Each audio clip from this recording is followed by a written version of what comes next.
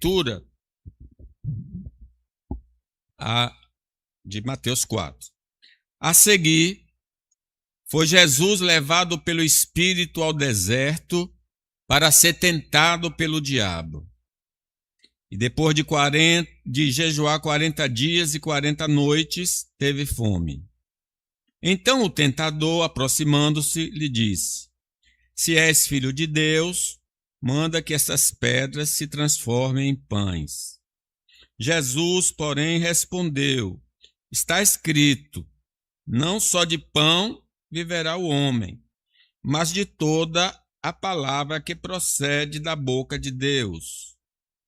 Então o diabo levou a cidade santa, colocou-o sobre o pináculo do templo e lhe disse: Se és o filho de Deus, atira-te abaixo, porque está escrito: Aos seus anjos ordenará a teu respeito que te guardem, e eles te susterão nas suas mãos, para não tropeçares em alguma pedra. Respondeu-lhe Jesus: Também está escrito: Não tentarás o Senhor teu Deus. Levou-o ainda o diabo a um monte muito alto, mostrou-lhe todos os reinos do mundo e a glória deles. E lhe disse: Tudo isso te darei se prostrado me adorares. Então Jesus lhe ordenou: Retira-te, Satanás, porque está escrito: Ao Senhor teu Deus adorarás, e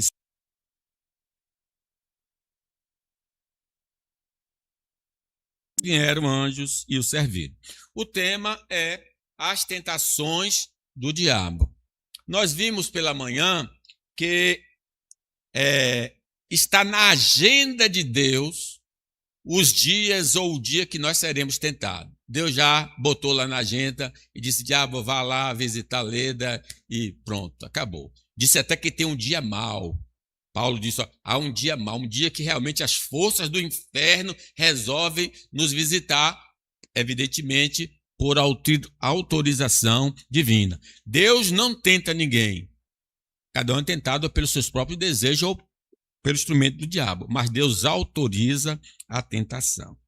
Também nós vimos que essas tentações do diabo podem se manifestar em 3 dimensões. Na doutrina, os falsos ensinos, vai se manifestar na moral, acerca do nosso comportamento, se desviando da palavra de Deus, e terceiro, através das perseguições. O diabo vai tomar bens, a vida, a liberdade e tudo mais, se for necessário. E em terceiro lugar, nós aprendemos que ele sempre nos procura nos momentos mais vulneráveis da nossa vida. Quando estamos bem fraquinhos, espiritualmente, emocionalmente, fisicamente. Jesus estava 40 dias jejuando, então ele se aproximou. Então nós precisamos ficar atentos a isso. Ele não vai se aproximar de nós quando nós estamos como um monte de Sião, que não se abala, firme para sempre. Agora nós vamos entrar propriamente dito nessas 3 tentações específicas aí que podem se enquadrar naqueles princípios que eu falei: doutrina, ética ou violência, que não é o caso nas 3. As tentações do diabo visam que priorizemos as necessidades temporais acima da vontade divina. Então, ele quer que a gente busque em primeiro lugar o comer, o beber e o vestir. Diz o versículo 3. Então, o tentador, aproximando-se, lhe disse: Se és filho de Deus, manda que estas pedras se transformem em pães. Jesus, porém, respondeu: Está escrito: Não só de pão viverá o homem, mas de toda palavra que procede da boca de Deus. Em nossa tradução, dá a ideia de uma dúvida. Ele está questionando o Senhor Jesus. Mas nós sabemos, ao longo do Evangelho, que os demônios afirmavam quem Jesus era. E Jesus é que proibia que eles falassem, revelassem a sua identidade. Então o diabo não está aqui no subjuntivo. Será que você é o filho de Deus? Faça isso. Não. Você é o filho de Deus. Transforme as pedras em pães. Mas nós sabemos que quem levou Jesus para o deserto foi o Espírito Santo. Então ele tinha de esperar na bondade de Deus. A primeira investida do diabo contra Jesus no deserto visava inverter a ordem das prioridades. Colocar o estômago acima do espírito. O tentador usa a necessidade legítima, a fome, como isca para a desobediência. No entanto, Jesus repele o ataque utilizado usando a espada do Espírito, que é a palavra de Deus. Ao declarar que a vida humana depende da palavra de Deus, Cristo anula a estratégia maligna de nos tornar escravos das nossas necessidades temporais. O princípio da prioridade eterna funciona como uma blindagem contra o engano.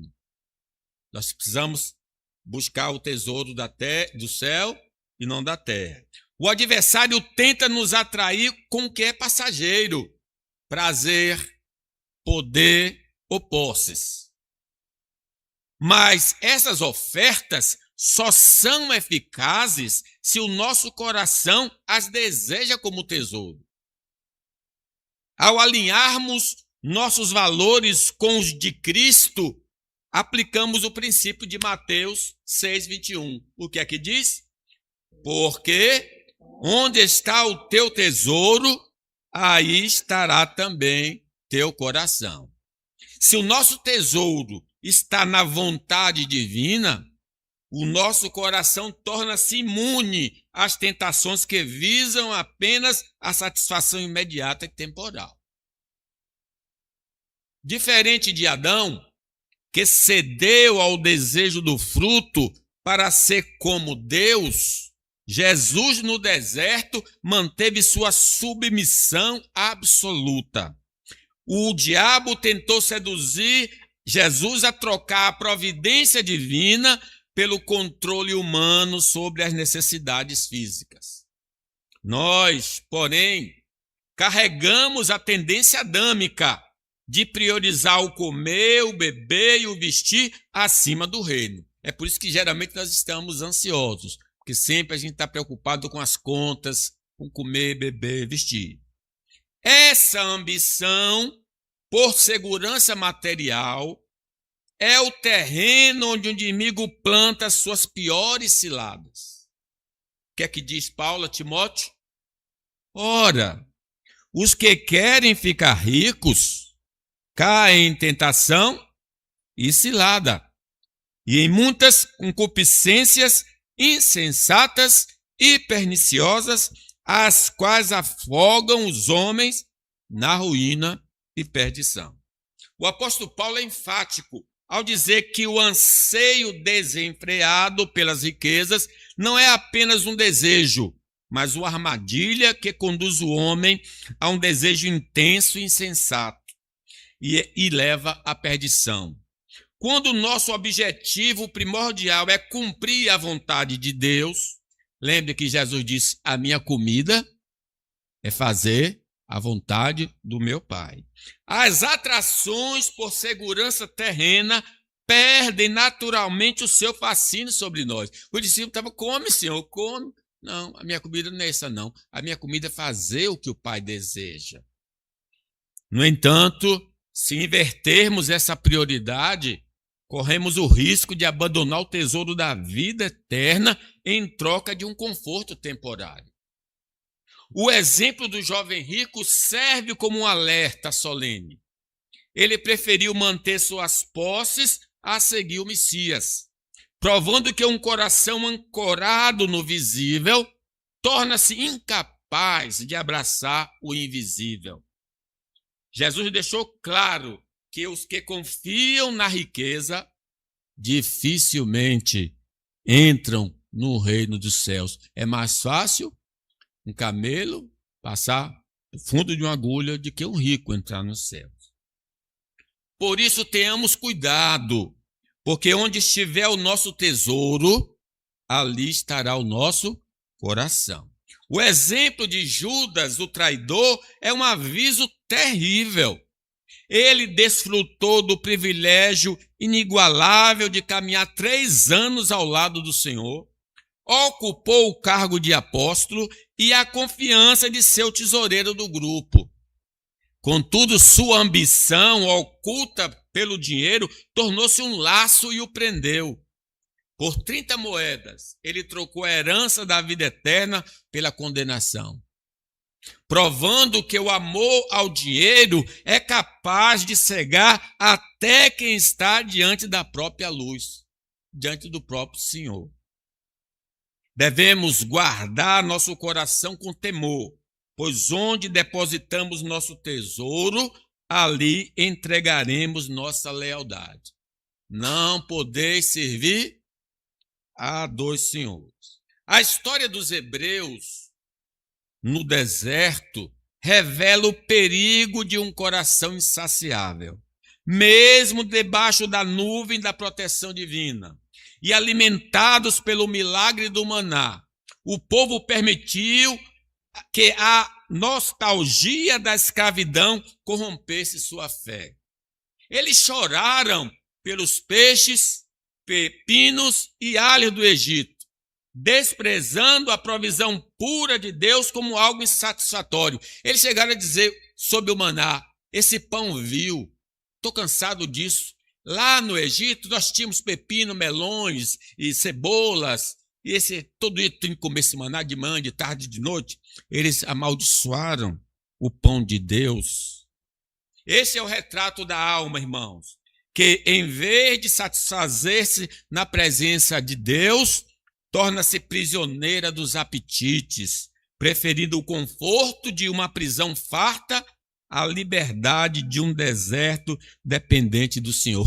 Eu já vi falando que tem presos que têm vontade de voltar para a cadeia, porque diz que ele recebe, tem todo a alimentação, segurança, entre aspas, e ainda a família recebe um recurso, né, porque ele está preso. Precisamos compreender, irmãos, que no momento em que colocamos nossas necessidades terrenas acima da vontade de Deus, já sucumbimos à tentação do adversário, já caímos em tentação. Irmãos, tudo que realmente necessitamos provém das mãos do Senhor. Portanto, ele deve ocupar a primazia absoluta em nossa existência. Não podemos receber nada se do alto não nos for dado. Nada deste mundo possui a substância necessária para nos sustentar eternamente. Mas o Senhor é a fonte que nos satisfaz plenamente e nos preserva para sempre. Que a nossa oração constante seja: Senhor, não nos deixes cair em tentação pelas fascinações das ambições materiais. Que o nosso coração não seja seduzido pela ilusão de segurança que as riquezas prometem, mas que permaneçamos satisfeitos com a tua providência. Paulo diz: sei estar abatido, sei ter em abundância. Tudo posso naquele que me fortalece. Que a glória do que é eterno brilhe mais forte em nossos olhos do que o brilho passageiro dos tesouros da terra, livrando-nos de trilhar o caminho da ganância. Então, irmãos, a sedução maligna que nos impele a priorizar o passageiro é neutralizada quando depositamos valor absoluto nas Escrituras. Não, está escrito, nem só de pão verá o homem. O Senhor Jesus estabeleceu esse padrão a enfrentar o tentador com a autoridade da verdade, dizendo: Mateus, está escrito, não só de pão viverá o homem, mas de toda a palavra que procede da boca de Deus.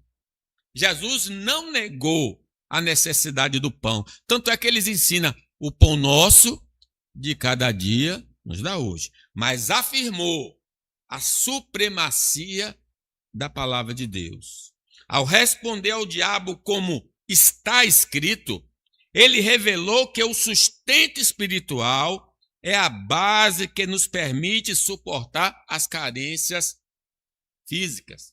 É só lembrar de Lázaro, pobre, miserável, mas ele tinha fé no Senhor. Ele morreu pobre, mas quando ele chega no céu, ele recebe toda a riqueza que o rico que teve na terra não vai receber. A palavra de Deus é o antídoto contra o imediatismo materialista que tenta governar o coração humano. Precisamos reconhecer que nenhuma fonte terrena, por mais que tenha sido criada por Deus, possui o poder de satisfazer nossa alma de forma plena e eterna. Como o próprio Senhor Jesus afirma à mulher samaritana: quem beber desta água tornará a ter sede. Aquele, porém, que beber da água que eu lhe der, nunca mais terá sede. Pelo contrário, a água que eu lhe der será nele uma fonte a jorrar para a vida eterna. Todas as provisões deste mundo são apenas aperitivos da glória que nos espera. Como será o céu? Aí é simples. O que é que você mais gosta aqui na terra? Aquela comida saborosa. Imagine aí, você naquele prato tão desejado por você. O céu é isso infinitamente. O prazer maior que você tem na terra, o céu é isso infinitamente.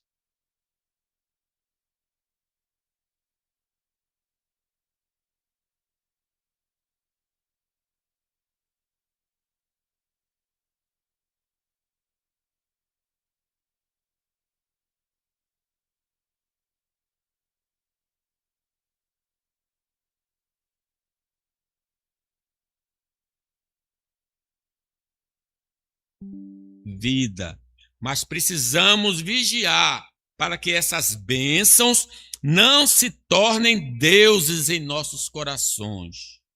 Permitir que o passageiro ocupe o lugar do eterno é uma insensatez que nos priva da herança celestial. Como diz Lucas 9, 25.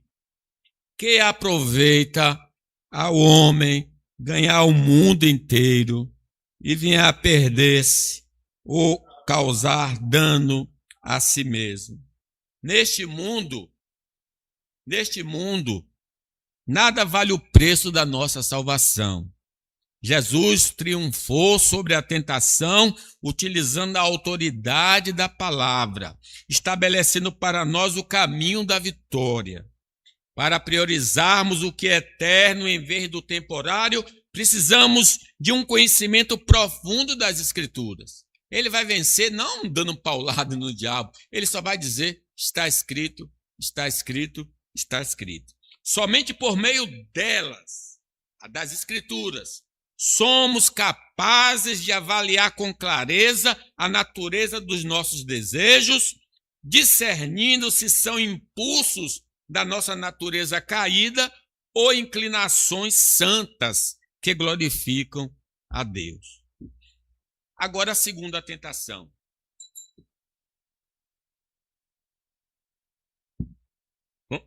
Vou ler aqui. As tentações do diabo podem vir com o uso indevido da palavra de Deus. Vamos ler?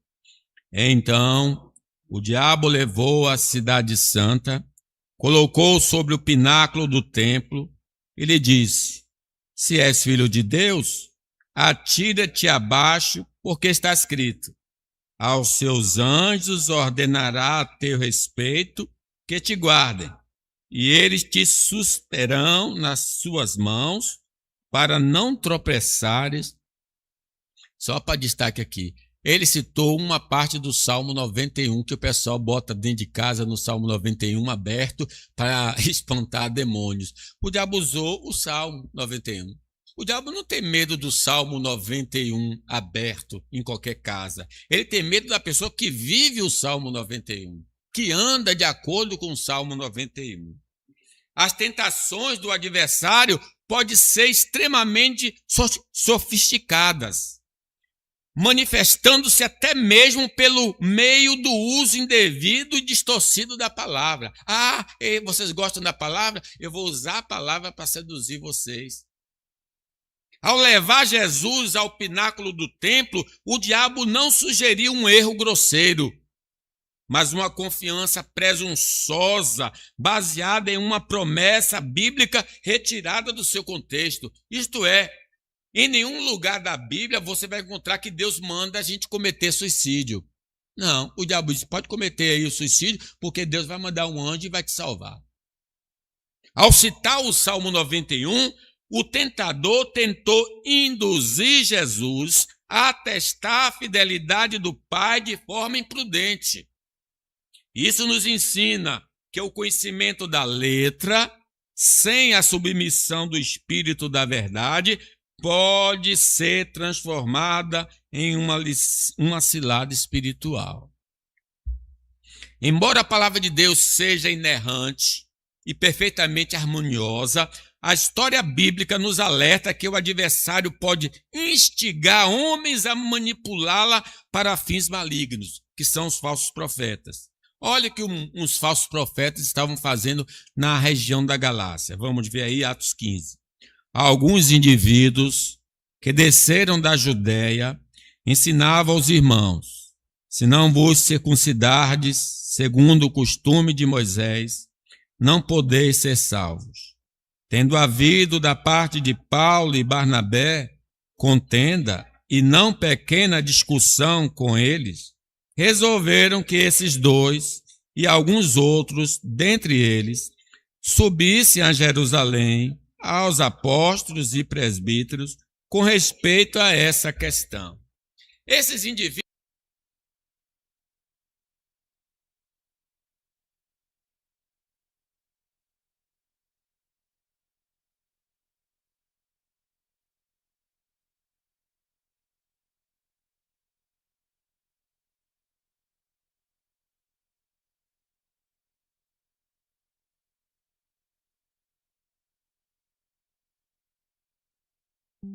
porque a salvação é pela fé somente. Ao distorcerem o propósito da lei, eles criaram um falso evangelho. Paulo e Barnabé entenderam que resistir a essa manipulação era vital, pois qualquer acréscimo à obra de Cristo desfigura a mensagem da graça. Como algumas igrejas dizem aí, é Cristo e o sábado. Não, é só Cristo. O sábado não salva coisíssima nenhuma. Vivemos em um período da história onde a atividade dos falsos profetas atingiu uma intensidade sem precedentes. Se não mantivermos uma vigilância rigorosa, corremos o risco de sermos enlatados pelas mentiras satânicas que se disfarçam de piedade. Diz o apóstolo Paulo a Timóteo 4. Ora, o Espírito afirma expressamente que nos últimos tempos alguns apostatarão da fé por obedecerem a espíritos enganadores e a ensino de demônios, pela hipocrisia dos que falam mentiras e que têm cauterizado a própria consciência, que proíbem o casamento e exigem a abstinência de alimentos que Deus criou para serem recebidos com ações de graças, pelos fiéis e por quantos conhecem plenamente a verdade. Conforme o Espírito Santo afirma em Timóteo, os últimos tempos seriam marcados pela apostasia, abandono da fé, daqueles que dão ouvidos a espíritos enganadores e a ensinos de demônios. Essa manipulação é operada por mentes de consciência cauterizada, que impõe restrições humanas, como a proibição do casamento e a abstinência de alimentos, como se fossem exigências divinas, distorcendo a liberdade que temos em Cristo. Os padres não podem casar segundo a Igreja Romana, por exemplo. E alguns, seita adventista, diz que você não pode comer isso ou não pode comer aquilo. São perversões do Evangelho. Infelizmente, muitos têm renunciado ao desfrute das dádivas que Deus nos concedeu para o nosso prazer, baseando sua esperança de salvação em interpretações distorcidas das Escrituras. Como é que eu vou deixar de comer um acarajé tão gostoso, um vatapá, com camarão, com salada? Ah, meu irmão, a gente vai comer, meus irmãos. E agradece, ô Senhor, muito obrigado. E aí cai matando e Deus aceita as nossas orações. Esse legalismo cego ignora que Deus criou todas as coisas para serem recebidas com gratidão por aqueles que conhecem a verdade. Você faz oração e agradece pelo pão, está abençoado. Ao fundamentar a salvação em proibições humanas, em vez de na obra de Cristo, esses fiéis trocam a alegria da graça por um fardo de regras que o Senhor jamais impôs. Não faça isso, não faça aquilo, não faça aquilo outro. Nós estamos livres da lei, irmãos. A lei, nós estamos debaixo da graça. Uma das táticas mais perigosas dos falsos mensageiros é o ataque direto às doutrinas fundamentais da fé. O que diz aí Pedro? Tendo em conta, antes de tudo, que nos últimos dias virão escarnecedores com seus escárnios, andando segundo as suas próprias paixões, e dizendo: onde está a promessa da sua vinda? Porque desde que os pais dormiram, todas as coisas permanecem como desde o princípio da criação. Esses escarnecedores tentam minar a esperança do retorno de Cristo, baseando-se em uma falsa lógica da continuidade naturalista. O mundo está aí até hoje, nada mudou. As gerações vêm, gerações passam e continua. Mas o mundo não é assim, irmãos. O mundo é de acordo com o relógio divino. Ao questionarem a promessa da sua vinda, eles visam relaxar a vigilância espiritual e afastar os fiéis da graça. Uma vez que Cristo não vem, eu posso viver da maneira que quiser. O ataque aos pilares da fé não é apenas um debate doutrinário ou intelectual, mas um instrumento de tentação que busca nos desarrorar da eternidade para nos prender. Veja, o ataque às doutrinas fundamentais visa sempre uma mudança de conduta. Quem não crê numa doutrina vai acabar se comportando de maneira relaxada. Na igreja de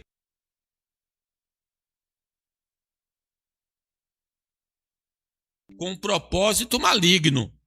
Se a morte é o fim absoluto, então a busca pelo prazer imediato torna-se a única lógica. Se eu vou morrer amanhã, então eu vou aproveitar hoje, porque morreu, acabou. Ou o que diz Paulo, 1 Coríntios? Ora, se é corrente pregar-se que Cristo ressuscitou dentre os mortos, como, pois, afirma alguns dentre vós que não há ressurreição de mortos? E se não há ressurreição de mortos, então Cristo não ressuscitou. E se Cristo não ressuscitou, é vã a nossa pregação e vã a vossa fé. Paulo mostra que negar a ressurreição é esvaziar a fé e anular a pregação. Não tem razão de ser da existência da igreja, da pregação, da confissão de fé, se Cristo não voltou à vida. Ao tentarem convencer os irmãos de que morreu, acabou, os falsos mestres abriam as portas para que o povo se entregasse às paixões terrenas, abandonando a santidade que a expectativa da eternidade exige. Ora, é por isso que os homens estão aí nos bailes da vida, porque eles têm essa mentalidade: eu vou para a sepultura, eu vou aproveitar o máximo. Meus irmãos, a vigilância doutrinária é vital nos dias de hoje. Devemos exercer extremo cuidado com grupos que, embora demonstrem uma aparência de seriedade e zelo religioso, por exemplo, Testemunha de Jeová, sustentam ensinos que negam os pilares fundamentais da fé. São chamados, eles dizem, estudantes da Bíblia. Que heresia! A negação da divindade plena de Cristo é o que eles fazem, negam que Jesus é Deus, ou a distorção da salvação pela graça exclusiva, são armadilhas que podem parecer sutis à primeira vista, mas que desviam o fiel do verdadeiro evangelho. Os adventistas são excelentes na educação, os colégios adventistas, e na música. Você vê eles cantando, é uma coisa linda. Os hinos são como os nossos também, não está diferença nisso. Mas a doutrina é errada. A doutrina não é verdadeira. Eles negam a salvação exclusivamente de Jesus. O erro mais perigoso é aquele que mais se aproxima da verdade para tentar corrompê-la. Às vezes o pessoal diz, mas o Pai Nosso, ou o credo apostólico, a Igreja Católica confessa igualzinho como nós. Qual é o erro da Igreja Católica, então? É que eles acrescentam outros, que Maria é corredentora. Então, esse pequeno acréscimo faz toda a diferença. Então, eles vão cantar a mesma música. Você vai aqui no São Francisco, eles cantam os mesmos hinos dos evangélicos. É muito vibrante até, tocam bem, cantam bem, mas só que a defesa da doutrina está errada. Não pode ser só uma parte da verdade, tem que ser toda a verdade. Devemos exercer extrema cautela contra o uso isolado de versículos bíblicos. O diabo pegou o versículo e disse, olha, na Bíblia está escrito aqui que o Deus vai mandar um anjo. O próprio adversário utilizou essa tática ao tentar Cristo no pináculo, citando a promessa do Salmo 91 para encorajar a presunção. Jesus nos mostrou que uma verdade bíblica jamais deve ser interpretada de forma isolada, mas sempre confirmada à luz do contexto geral das Escrituras. Um versículo dito tem de confirmar toda a palavra de Deus, não isoladamente.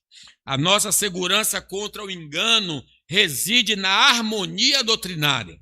Um versículo nunca pode ser usado para anular o ensino claro de toda a Escritura.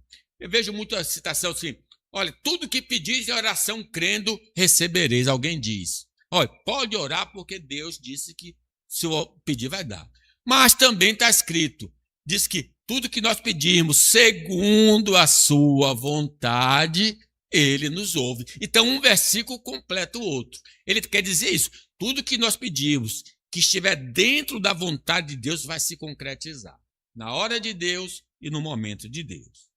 Para combatermos interpretações distorcidas e o uso de versículos isolados, precisamos dominar o manejo da palavra e demonstrar pelas próprias Escrituras onde reside o engano. Digo, meu irmão, você está lendo isso? Eu quero lhe dizer também o que está escrito aqui. Como é que você explica esse por esse aqui?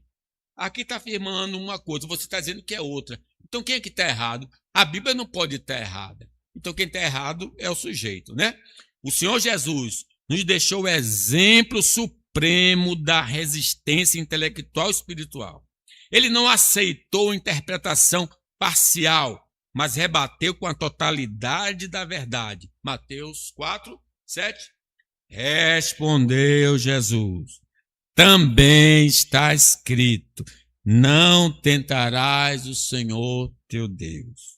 Nossa segurança está em conhecer o conselho de Deus por completo, para que o erro seja exposto pela própria luz da Bíblia. Irmãos, a nossa capacidade de sobreviver às tentações que utilizam as Escrituras de forma distorcida depende diretamente da profundidade do nosso conhecimento bíblico e da precisão com que a aplicamos. Nós precisamos conhecer a palavra. Errais vós, não conhecendo as Escrituras. Vamos ler aí, Mateus 22, 29. Respondeu-lhe. errais, não conhecendo nem o poder de Deus. Como o Senhor Jesus advertiu em Mateus, o erro é uma consequência inevitável para aqueles que negligenciam o estudo das Escrituras. Para resistir ao engano, não basta citar a Bíblia. É preciso conhecê-la em sua totalidade e se submeter-se ao poder transformador que ela carrega. Tem gente que, às vezes, crente, diz assim, olha, como está escrito, faça por ti que eu te ajudarei. Onde que ele leu esse versículo? Né? Supostamente versículo. Faça por ti que eu te ajudarei. Os ímpios também gostam de dizer isso. Nós precisamos conhecer a Bíblia toda para não cair no engano tolo desse, né? Devemos cultivar a nobreza espiritual dos crentes devemos cultivar a nobreza espiritual dos crentes de Bereia, que não aceitavam o ensino de forma passiva, mas o submetiam ao crivo da palavra de Deus. Eles receberam a mensagem com avidez, e foi do apóstolo Paulo. Porém, mantiveram o compromisso de examinar as Escrituras diariamente para verificar a veracidade do que lhes era pregado. Até as mensagens do apóstolo Paulo eram analisadas à luz da palavra de Deus. Como é que a gente vai aceitar qualquer pastor falando, o pastor falou, está falado? Não, irmãos. O pastor pode errar, todos os pastores podem errar. Todo pregador pode errar, mas se ele fala de acordo com a palavra, sim, nós vamos receber. Que sejamos discípulos que amam a pregação, mas que amam ainda mais o livro santo, utilizando como tribunal final, onde toda mensagem humana deve ser provada. É a Bíblia, a autoridade máxima da igreja. Lutero chega a dizer, se você me provar pelas Escrituras que eu estou errado, eu renuncio tudo isso aqui. Mas me prove dentro das Escrituras. Último lugar. As tentações do diabo visam levar-nos a adorar os falsos deuses. Leamos. Levou ainda o diabo a um monte muito alto. Mostrou-lhe todos os reinos do mundo e a glória deles. Ele disse, tudo isso te darei, se prostrado me adorares. Então Jesus lhe ordenou, retira-te, Satanás, porque está escrito, ao Senhor teu Deus adorarás, só a ele darás culto. A última estratégia de Satanás no deserto foi a mais audaciosa. A tentativa de desviar o coração de Cristo para a idolatria em troca do poder e glória humana. Tem gente que vende a alma ao diabo. Vocês já ouviram a expressão? O cara vendeu a alma ao diabo. Vai lá num terreiro, faz um pacto lá, quer riquezas, né? Ao mostrar os reinos do mundo e prometer domínio imediato, o diabo ofereceu a Jesus um atalho que excluiria o sacrifício. Porque tudo isso ele ia ter por parte do Pai. Mas o diabo disse, eu lhe dou sem sofrimento. Não precisa cruz, não precisa nada. Basta você se prostrar que eu lhe dou tudo que você vai receber do Pai. Sem cruz. Ao mostrar os reinos do mundo... Então,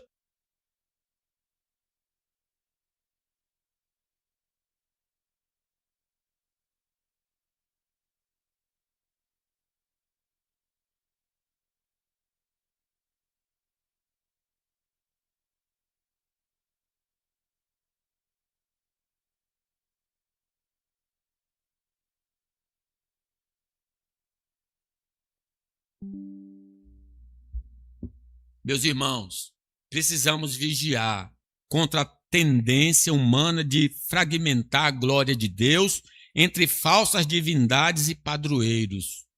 Quando o pescador agradece a Iemanjá, o motorista a São Cristóvão ou o médico a São Lucas, eles estão desviando o reconhecimento da verdadeira fonte de todo o bem. Quem dá tudo é Deus, não São Lucas, não São Cristóvão, não é Iemanjá, tudo vem de Deus. Mas eles atribuem a esses padroeiros as bênçãos que eles alcançaram. Essa é uma forma sutil de idolatria, onde a felicidade e a segurança são atribuídas a intermediários, criados por mãos humanas, em vez de serem creditadas ao único Senhor que sustenta a vida e concede sucesso em nossas mãos. Frequentemente, irmãos, caímos no erro de atribuir ao dinheiro, a terceiros ou ao nosso próprio mérito o sucesso e a felicidade que alcançamos. Foi o meu braço que conseguiu. Assim disse Nabucodonosor, né? Essa cidade que eu construí. Embora Deus utilize instrumentos humanos e recursos materiais para nos abençoar, jamais devemos transferir a eles o louvor que pertence apenas ao Criador. O instrumento é apenas um canal. A fonte é o Senhor. Render graça ao instrumento é uma forma de cegueira espiritual. Reconhecer a Deus em cada conquista é a marca de um coração que venceu a sedução do mundo e permanece fiel ao primeiro mandamento. Não terás outros deuses diante de mim. A história do bezerro de ouro revela a rapidez com que a gratidão humana pode ser corrompida. Em vez de esperarem no Deus vivo, os hebreus buscaram segurança em um objeto que podiam tocar, cometendo a insensatez de acreditar a um ídolo ao ídolo a sua saída do Egito. Arão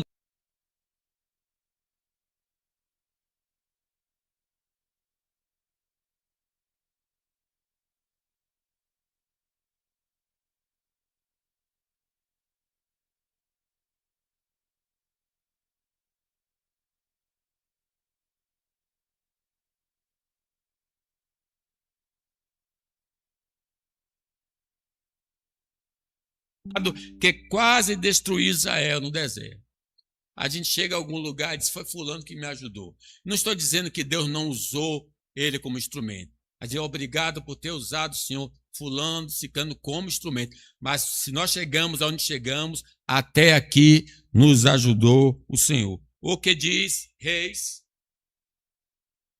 Sendo já velho, suas mulheres lhe perverteram o coração para seguirem outros deuses. E o seu coração não era de todo fiel para com o Senhor, seu Deus, como fora de Davi, seu pai. Salomão seguiu a Astarote, deusa dos Sidônios, a Milcom, abominação dos Amonitas. Assim fez Salomão o que era mal perante o Senhor, e não perseverou em seguir ao Senhor, como Davi, seu pai.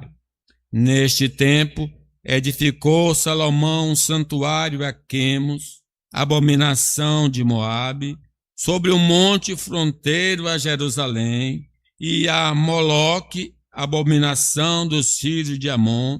Assim fez para com todas as suas mulheres estrangeiras, as quais queimavam incenso e sacrificavam a seus deuses. Então, se ele tinha 700 esposas estrangeiras, 700 ídolos foi construído no período da velhice de Salomão para adorar outros deuses. Ficou pior do que Atenas. Jerusalém ficou pior do que Atenas. Tinha deuses para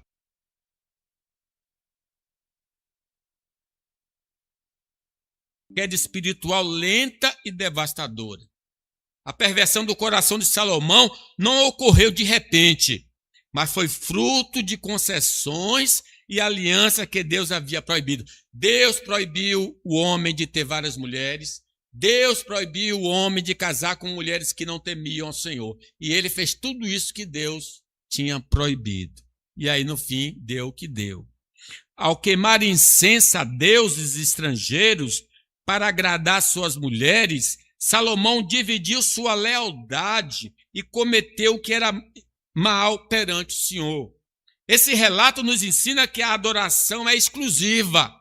Quando tentamos acomodar as abominações do mundo ao lado do culto ao Senhor, acabamos de perder a presença de Deus.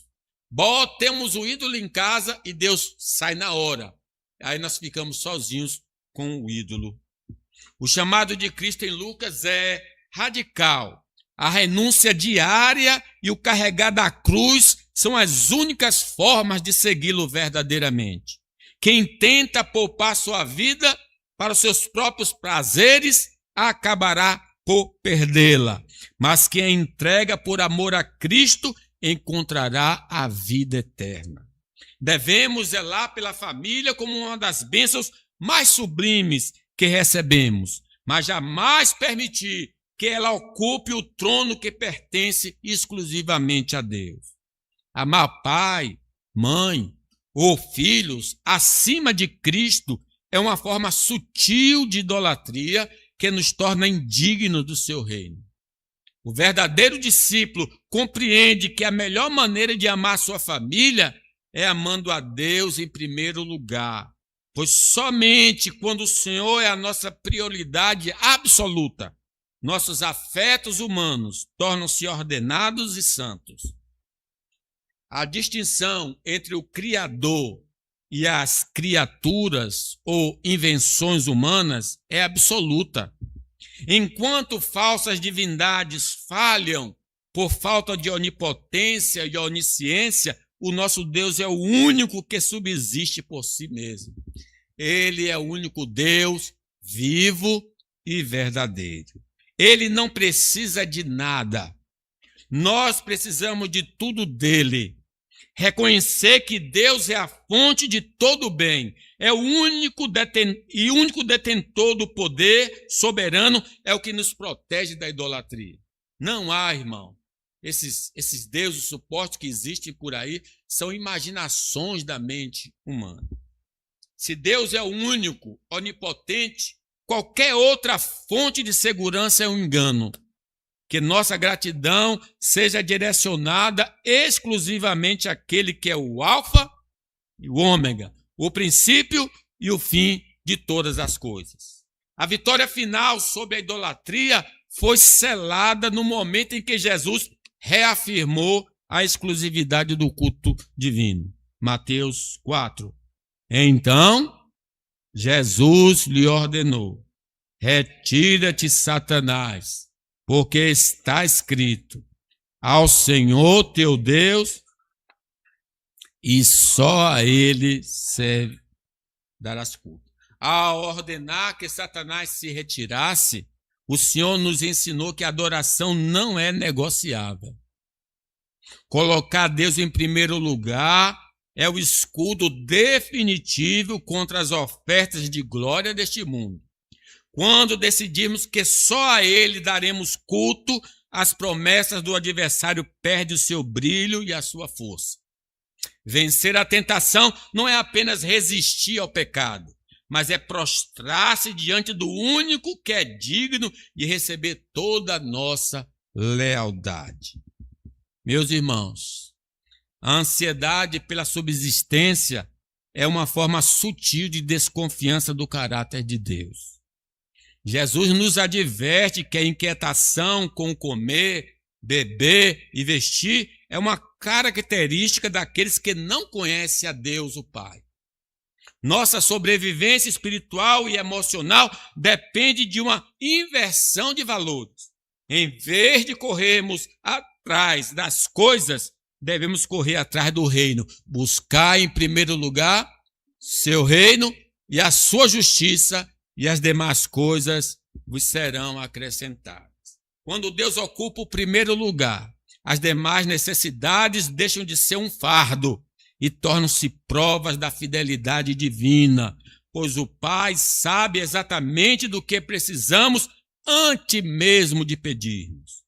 A nossa paz não depende da ausência de dificuldades ou da abundância de bens, mas da presença garantida do Senhor. Hebreus, seja a vossa vida sem avareza. Contentai-vos com as coisas que tendes, porque ele tem dito: de maneira alguma te deixarei, nunca jamais te abandonarei. Assim afirmemos confiantemente: o Senhor é meu auxílio, não temerei. Que me poderá fazer o homem? Em Hebreus, somos exortados a viver uma vida sem avareza, encontrando contentamento naquilo que temos hoje. Por quê? Porque a promessa de Deus é absoluta: de maneira alguma te deixarei. Quando entendermos que o Todo-Poderoso é o nosso auxílio pessoal, o medo do homem e a ansiedade pelo futuro perde o poder sobre nós. Estamos seguros nas mãos daquele que nos sustenta nesta vida e nos receberá em sua glória. Então essa é a chave da vitória sobre o pecado não reside em nossas próprias forças, mas na prioridade que damos ao Senhor. Se colocarmos Deus no centro das nossas afeições e decisões, o poder das tentações será quebrado. Quando Ele é o primeiro, nossos apetites são governados, nosso orgulho é desarmado e nossos ídolos são derrubados. A supremacia de Deus no coração é o escudo inabalável que nos torna resistentes aos enganos do adversário. Como estamos precisando de deixar Deus ser o primeiro na nossa vida. Conclusão. A vitória de Jesus sobre as tentações do diabo estabeleceu padrão para nós, seguidores de Cristo. A firmeza na verdade precede a exaltação divina. Ao resistir categoricamente a cada oferta maligna, o Senhor não apenas silenciou o tentador, mas foi honrado pelo Pai. Não está aí para projetar, mas no final desse texto diz assim: com isso deixou o diabo e eis que vieram os anjos e o serviram. Foi até fiel e Deus providenciou. O texto de Mateus nos conforta ao revelar que quando o diabo deixou, anjos vieram e o serviram. Isso nos ensina que após o tempo da prova e da resistência, Deus proveu o consolo e o refrigério necessários para aqueles que permaneceram fiéis à sua vontade. Ser fiel até a morte, dar-te-ei coroa da vida. A nossa fidelidade ao Senhor até o fim é o que garante a posse da herança. Assim diz: feliz é o homem que persevera na provação, porque depois de ser aprovado, receberá a coroa da vida. Quando alguém for tentado, jamais deverá dizer: estou sendo tentado por Deus. Pois Deus não pode ser tentado pelo mal e a ninguém tenta. Cada um, porém, é tentado pelo próprio mau desejo, sendo que este arrastando e seduzindo. Então, esse desejo, tendo concebido, dá à luz o pecado, e o pecado, após ser consumado, gera a morte. Como nos ensina, a felicidade verdadeira pertence ao homem que persevera na provação ou na tentação, pois a provação divina traz consigo a coroa, é o prêmio. Precisamos entender que a tentação não é uma obra de Deus. Deus nunca vai colocar uma pedra de tropeço no nosso caminho, mas um processo de sedução dos nossos próprios desejos. Se permitirmos que a cobiça gere o pecado, o destino final será a morte. Mas se resistirmos e mantivermos nosso amor por Deus acima de tudo, a promessa de vida eterna se cumprirá em nós de forma inabalável. O encerramento de toda a batalha espiritual se resume à manutenção da nossa integridade diante do Pai. Ao mantermos a comunhão viva, garantimos que os recursos do céu estejam à nossa disposição para vencermos cada prova. Ele nos vai dar poder, Ele nos vai dar armadura para a gente ficar firme contra as ciladas de Satanás. Uma consciência limpa atua como um selo de proteção. Ela remove o peso da culpa que o diabo tenta usar para nos paralisar. Vencer as tentações não é um evento único, mas o resultado de uma caminhada constante, em que Deus é a nossa prioridade e a sua palavra o nosso guia de conduta. Que o Senhor nos abençoe. Fiquemos de pé. Ó Deus, é saboroso saber que nós podemos vencer o mal, não por nós mesmos, mas pela tua palavra, pelo teu Espírito, pela intercessão de Jesus, pela armadura de Deus, pelo poder de Deus. Tudo à nossa disposição. A única coisa que precisamos fazer é permanecer em comunhão com o Senhor. E nós vamos pisar toda a força do maligno e nada nos fará dano algum. Foi Jesus que falou. Dá à tua igreja, aqui e na terra, o poder necessário para vencer as tentações da carne, do mundo e do diabo. Podemos ficar firmes em toda situação e glorificar o teu nome. Leva-nos para nossos lares em paz, em nome de Jesus. Amém. Que o Senhor te abençoe e te guarde. Que o Senhor faça resplandecer o seu rosto sobre ti e tenha misericórdia de ti. O Senhor sobre ti levante o seu rosto e te dê a paz. Amém.